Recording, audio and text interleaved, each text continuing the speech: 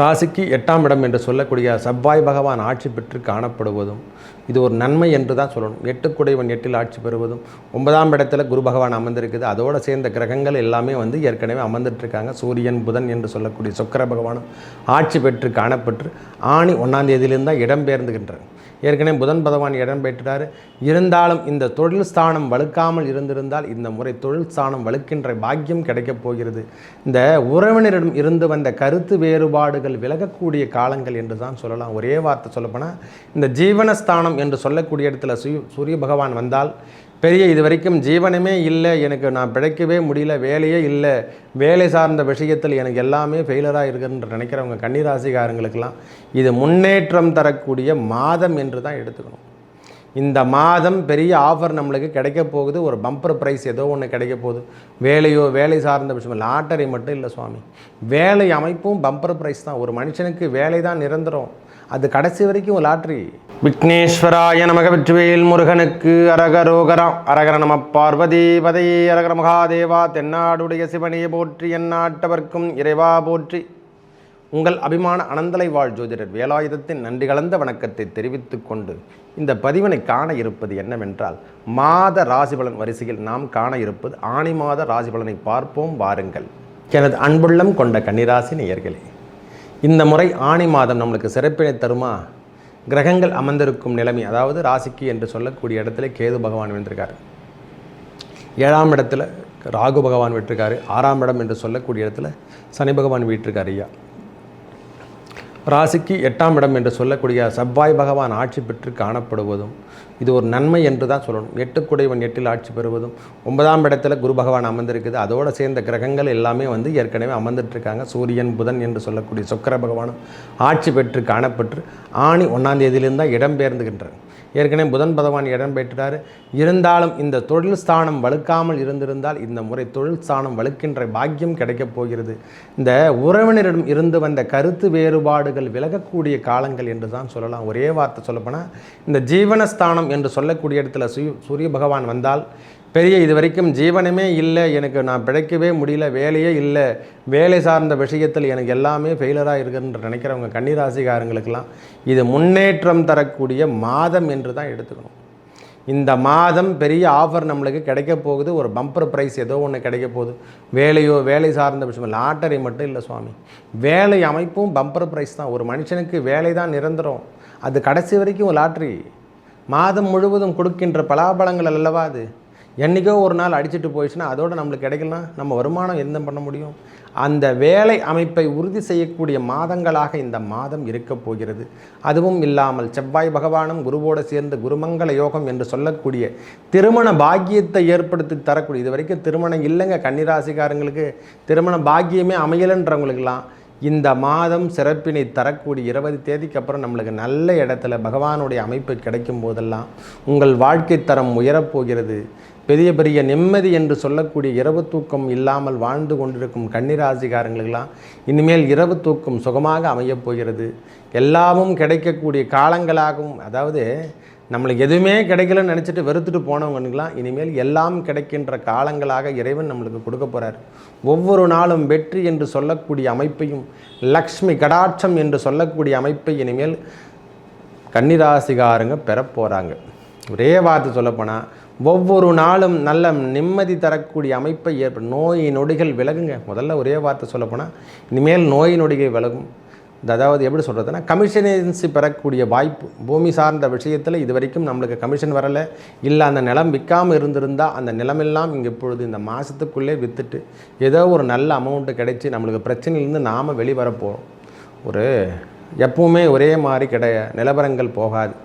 ஒரு மனிதனுடைய நிலைமை ஒரே மாதிரி எப்பொழுதும் நேர்கோட்டில் செல்லாதான்.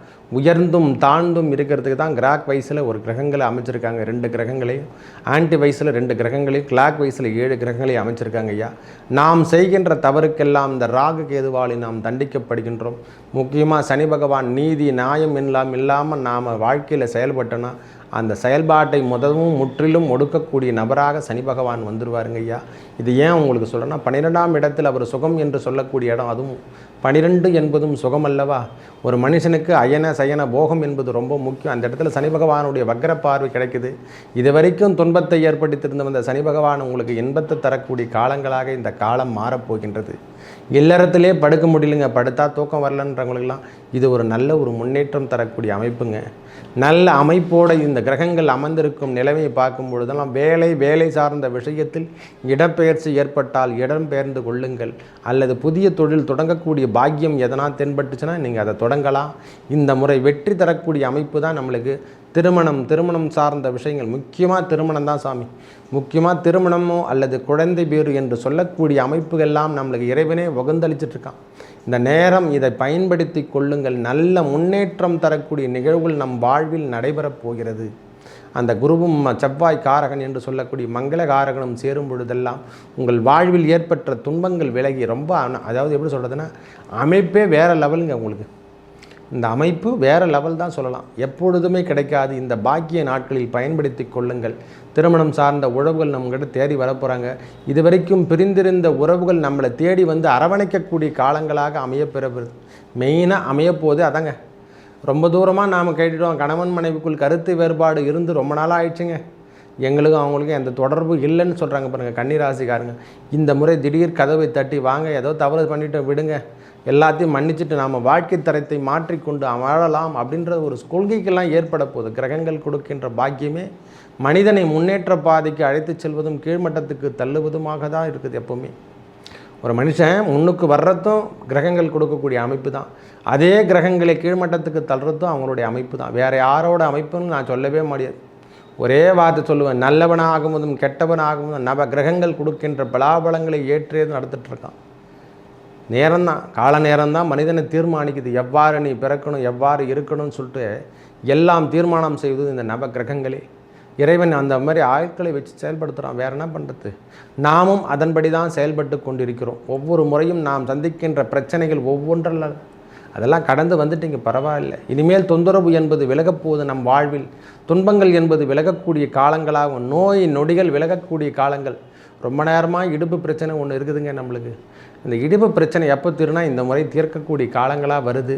சரியாக முறையில் நம்மளுக்கு சிறுநீரகமோ அந்த பிரச்சனையை ரத்த சம்பந்தப்பட்ட நோய்கள் ஏதேனும் இருந்தால் உடனடியாக ட்ரீட்மெண்ட் எடுக்கக்கூடிய காலங்களாக இந்த காலம் அமையப் போகிறது. ஏன்னா அந்த பிரச்சனை சின்ன சின்ன பிரச்சனையெல்லாம் தீர்த்துட்டு நாம் ஃப்ரீனஸில் ஒரு ஃப்ரீ மைண்டோடு நாம் இருக்கக்கூடிய காலங்கள் இந்த மாதம் முழுவதும் காணப்போகிறோம். நல்ல அமைப்பில் கிரகங்கள் அமர்ந்திருப்பதால் குருமங்கள யோகமும், அதாவது லக்னாதிபதி என்று ராசி அதிபதி என்று சொல்ல புதனோட வீட்டில் சுக்கிர பகவான் அமர்ந்திருப்பதும், அவர் வீட்டுக்கு அமர்ந்திருந்து 11ஆம் இடத்துல ஏறும்படும்போது இன்னும் சிறப்பான ஒரு செல்வங்கள் சேர்ப்பது. 2ஆம் அதிபதி 11 சம்பந்தப்படும் போதெல்லாம் நம்மளுக்கு திருமணம் சார்ந்த விஷயங்கள் முன்னெடுக்கக்கூடிய காலங்களாகும். இதுவரை இல்லாமல் இருந்து வந்த பிரச்சனைகள் விலகக்கூடிய காலங்கள், கடன் பிரச்சனை, நோய் பிரச்சனை எல்லாம் விலக போதுங்க. இந்த மாதம் நிறைய ஆஃபரான ஒரு காலங்கள் கிடைக்க போகுது. நல்ல சுபத்துவமும் வாய்ந்த தன்மை. இது வரைக்கும் திருமணம் சார்ந்த விஷயங்கள் நாம் எடுக்கலை, எல்லாம் ஃபெயிலர் நான் போய் வந்தால் அங்கே பொண்ணுக்கு முடிஞ்சு போகுதுங்க, நான் போய் வந்தாவே அங்கே பொண்ணுக்கு முடிஞ்சு போகுதுன்னு சொல்லுவாங்க. இனிமேல் நீங்கள் போய் வந்தால் அந்த பொண்ணுக்கு முடியல, உங்களுக்கு முடியக்கூடிய காலமாக வரப்போகுதுங்க. இனிமேல் முடிகின்ற காலம்தான் உங்களுக்கு திருமணம் சார்ந்த விஷயங்கள் நல்ல அமைப்போடு சேர போகிறீங்க. உங்களுக்கு இப்போ தான் சொல்லலாம், பிடித்த மனைவி நம்மக்கிட்ட சேர போகிறேன். கணவன் மனைவியாகட்டும், இனிமேல் கொடுத்து வைக்கின்ற காலங்கள் தான், உங்கள் சுகத்தை அனுபவிக்கின்ற காலங்கள் தான். மனதிற்கு இதமான எண்ணங்களை தோற்றுவிக்க போகிறார் இறைவனே. நம்மளுக்கு தன்மையும் தீமையும் பிறர் செய்ய வாரா என்றல்லவா சொன்னாங்க. இனிமேல் நன்மையே கொடுக்க போகிறாருங்க கன்னிராசிக்கு. இன்பம் தரக்கூடிய நிகழ்வுகள் நடத்த போகிறார். முதல்ல ஒரே வார்த்தை சொல்லப்போனால், புதிய தொழில் ஆரம்பிக்கின்ற காலங்கள். இல்லைனா இது வரைக்கும் நாம் செஞ்சு தான் கம்பெனி வச்சு மெயின் தான் புதிய கம்பெனி ஸ்டார்ட் பண்ண போகிறோம். போதுங்க, நாங்கள் இழந்துட்டு எத்தனையோ பேர்லாம் சஸ்பெண்ட்லாம் கூட ஆகிருப்பாங்க. அந்த தீர்வுகள் கிடைக்க போகுது. இது வரைக்கும் என்னமே தீர்வே கொடுக்காம இருக்காங்க சாமி, நம்ம தொந்தரவாகவே இது ரொம்ப பிரச்சனையாகுது. இது எப்போ தான் ஃபைலை தூக்கி போட்டு க்ளோஸ் பண்ணி என்னென்னா தண்டனை கொடுத்தாலும் பரவாயில்ல, எதுவும் பிரச்சனையாக கொடுத்தாலும் பரவாயில்ல, தீர்ப்பு சீக்கிரமாக கொடுத்துருங்க அப்படின்னு சொல்கிறவங்களுக்கெல்லாம் இது ஒரு உகந்தமான காலமாகவும் பிரச்சனையிலிருந்து விடுபடக்கூடிய காலங்களாகவும் இந்த காலம் அமையப் போகிறது. நல்ல கிரகங்களுடைய அமைப்பு இருக்கும்போது நம்மளுக்கு எந்த விதமான பாதிப்புகளும் தரமாட்டாங்க. நல்ல அமைப்பில் கிரகங்களும் அமர்ந்திருக்குது. கேது பகவானும் ராகு பகவான் கடன் சொந்த விஷயங்கள் தான் பிரச்சனை. ஏன்னா சனி பகவானுடைய பார்வை அல்லவா. விரயம் என்று சொல்லக்கூடிய இடத்துல பார்த்தாலும் அவர் 6ஆம் இடம் நின்ற இடம் வந்து விருத்தி அடிச்சிருவார். அதனால் தொந்தரவான காலத்திலையும் நாம் நல்லதும் நடக்கின்றது ஐயா. ஒரு மனுஷன் நோய்வாய்ப்பட்டு இருந்தாலும் கூட அந்த நோயினுடைய விலகக்கூடிய காலங்களாக இந்த காலம் அமையப்பெறது. ரொம்ப நிம்மதியாக இருக்க போகிறீங்க ஐயா. சுகதுக்கங்கள் என்று சொல்லக்கூடிய அமைப்பும் காதல் திருமணங்கள் கைகூடக்கூடிய காலங்களாக இந்த காலம் இருக்கும்.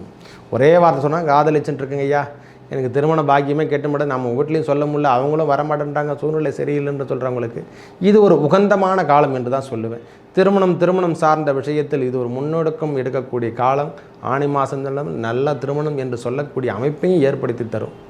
கிரகங்கள் வலுவாக இருக்க பெற்றால் திருமணம் இரவில் கூட நடக்குது.